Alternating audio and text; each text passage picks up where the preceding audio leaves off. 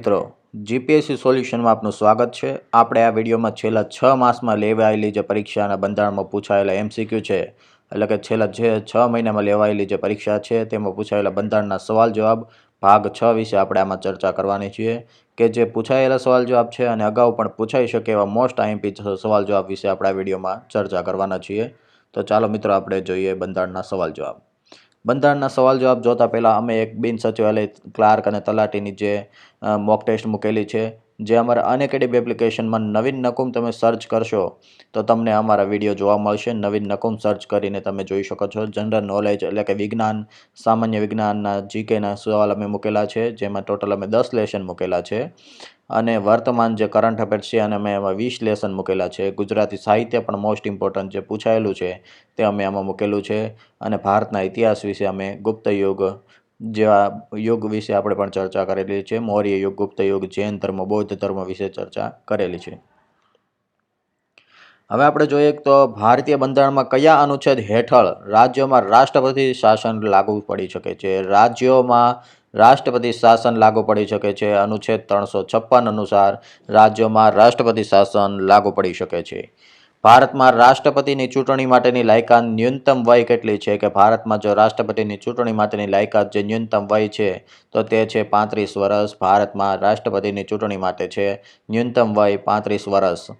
હાઈકોર્ટમાં જે બંદી પ્રક્ષેપણની રીટ સત્તા બંધારણના કયા અનુચ્છેદ મુજબ છે? એટલે કે હાઈકોર્ટમાં અને સુપ્રીમ કોર્ટમાં અલગ અલગ છે, તો બંદી પ્રક્ષેપણની જો હાઈકોર્ટમાં રીટ તમારે દાખલ કરવી હોય તો તેના માટે અનુચ્છેદ 226 છે।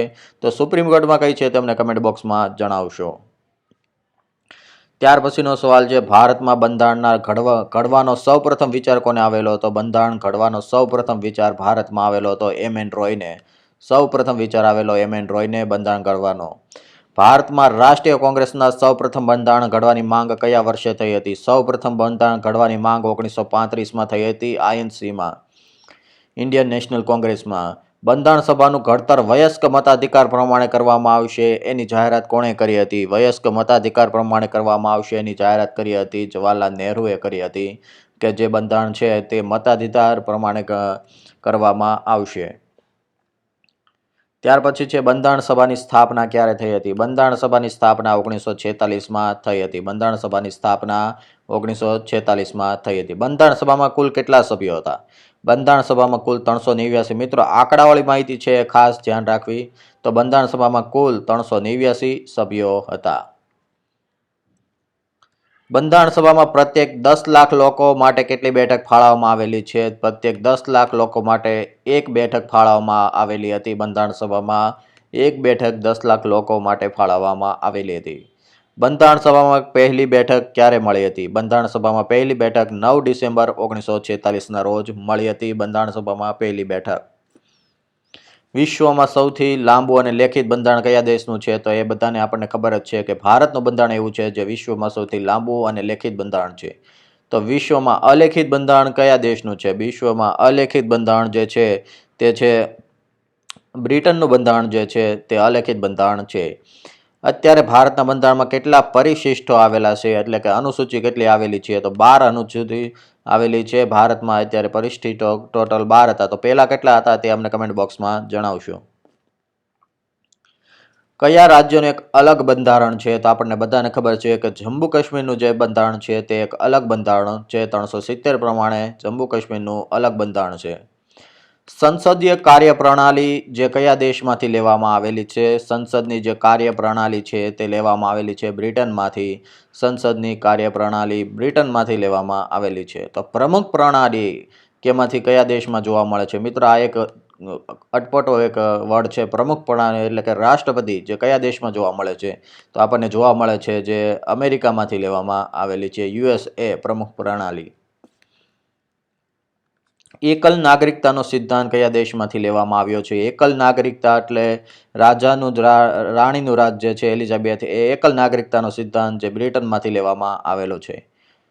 ન્યાયપાલિકાનો સર્વોચ્ચ સિદ્ધાંત કયા દેશમાંથી લેવામાં આવેલો છે? જે ન્યાયપાલિકા છે તો તેનો સર્વોચ્ચ સિદ્ધાંત જે અમેરિકામાંથી લેવામાં આવેલો છે, ન્યાયપાલિકાનો સર્વોચ્ચ સિદ્ધાંત। ભારતમાં રાજ્ય સ્તર પર કઈ પ્રકારની ન્યાયપાલિકા છે? રાજ્ય સ્તર ઉપર છે હાઈકોર્ટ અને દેશ લેવલે છે, કેન્દ્ર લેવલે છે સુપ્રીમ કોર્ટ. જે રાજ્ય સ્તર પર કયા પ્રકારની ન્યાયપાલિકા છે? તો હાઈકોર્ટ જે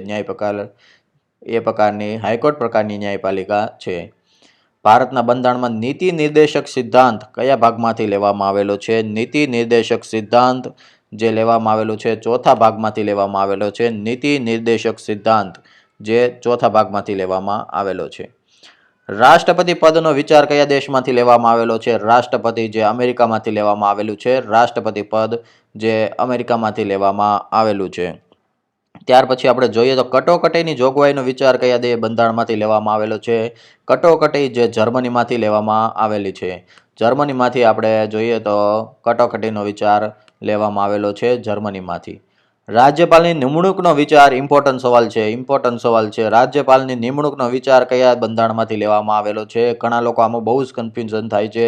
કેનેડામાંથી લેવામાં આવેલો છે. રાજ્યપાલની નિમણૂકનો વિચાર કેનેડામાંથી કરવામાં આવેલો છે.